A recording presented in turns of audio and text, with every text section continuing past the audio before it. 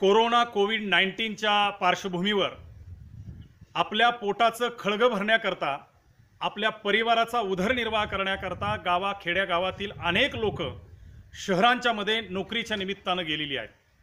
आणि आता लॉकडाऊन संपलेला आहे आणि लॉकडाऊन संपल्यानंतर हे सर्व चाकरमानी आपल्या गावाकडे, आपल्या आईवडिलांच्याकडे, आपल्या पत्नीकडे, आपल्या मुलाबाळांच्याकडे अस्तेवाईकपणानं गावाकडे आलेली आहेत। परंतु शासनाच्या नियमाप्रमाणे आणि गावातील ग्रामसमितीच्या आदेशाप्रमाणे या सर्व चाकरमान्यांना गावामध्ये असणाऱ्या क्वारंटाईन कक्षामध्ये दाखल व्हावं लागतंय।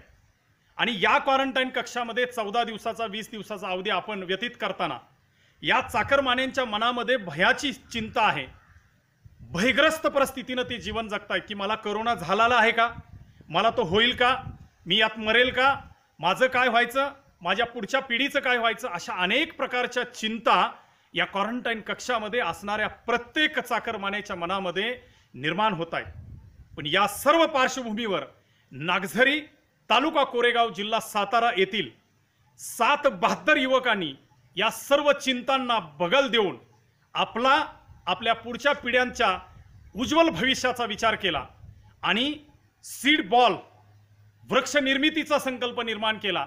सुमारे 1000 वृक्ष लावूया अशा पद्धतीचा संकल्प करून ग्रामस्थांच्या मदतीनं करंज, चिंच, सीताफळ, रामफळ या पद्धतीच्या बियाणं, माती, शेण, खत मागून घेतली आणि या माध्यमातून सुमारे 3000 सीड बॉल नागझरीतील या बहाद्दर युवकांनी बनवले। आणि हे सर्व झाडं येणाऱ्या पावसाळ्याच्या तोंडावरती, गावातील पठारावरती, डोंगरावरती लावून ती जगवणं, त्यांना वाढवणं हा संकल्प केलेला आहे। तुम्ही आम्ही याचा विचार करण्याची गरज आहे।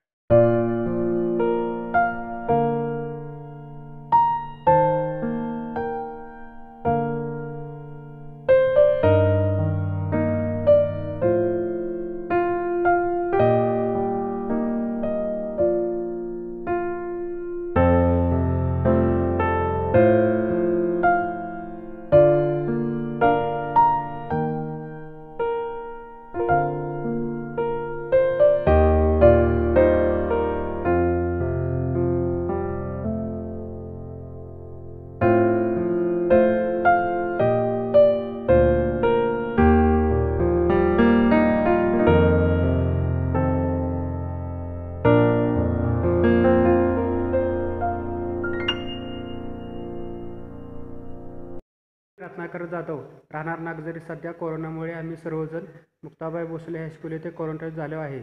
शिर्डीहून आलेले 9 जण आम्ही वेळेचा सदुपयोग व्हावा म्हणून आमच्या गावचे पाणी फाउंडेशन अध्यक्ष शंकरराव भोसले यांच्या मार्गदर्शनाने आम्ही पर्यावरणपूरक राबवत आहोत।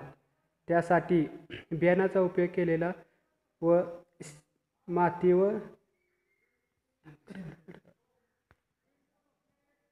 व शेणखत लवराज भोसले यांनी उपलब्ध करून दिले। तो म्हणजे सीडबॉल। यामध्ये आम्ही चिंच, सीताफळ, रामफळ, गुलमोहर या झाडांच्या बियाचा उपयोग केला आहे। 2000 सीडबॉल तयार केले आहेत।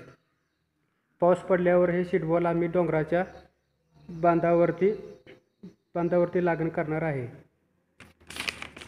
पर्यावरणपूरकचा वेळेचा सदुपयोग करत आहोत। सीडबॉल तयार केले आहेत। शाळेच्या आवाराची साफसफाई केली आहे। बागेला पाणी देणे हे सर्व उपक्रम राबवले आहेत।